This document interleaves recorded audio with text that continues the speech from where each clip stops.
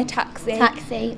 And know exactly who you're with and who you go having home somebody with. reliable who you know you're going to go home with as well. Yeah. And having your taxi number on your phone and written down. And being prepared. Yes, always. I think you should definitely tell people where you are. Especially if you're going out on your own, tell people that you're going to a certain place so they know where you are. Also, make sure, I think an important thing is make sure you drink, or you've always got your drink near you, because I've seen people in the past that have been spiked and it's ended pretty horribly, so I think that's important. Yeah.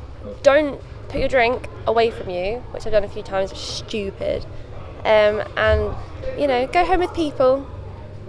Don't go home on your own. Yeah.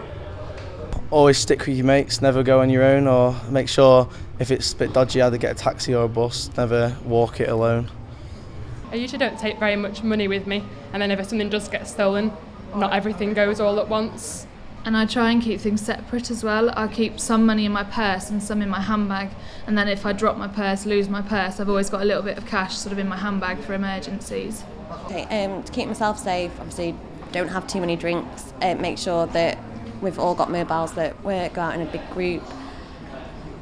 To get home, always get a taxi, or if to stay at somebody's house. So yeah, in terms of getting home safely, definitely cycling again is a really safe way of getting about. If you're not on the main bus route, then maybe sharing a taxi with a friend. If there's a night bus available that you could get, and just making sure that people around you know where you are at all times, and you're not walking home by yourself without people not knowing where you are. So basically a bit of common sense, and also making sure that you stick to well-lit areas and you're not taking kind of dark back alleys on the way for a shortcut. You're kind of taking the main routes that are more well-lit, where there's more people around. There are a couple of precautions you could take.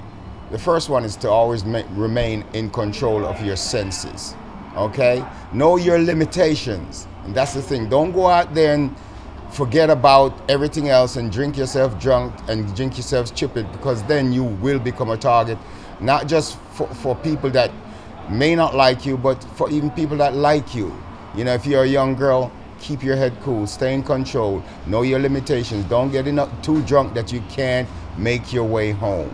And always stick with your friends. If you're a driver, select a driver to drive home, and that driver does not drink. So you got to utilize common sense and become aware of all your circumstances and your environment. Me personally, I'm teetotal, so I don't drink, but I am still very aware.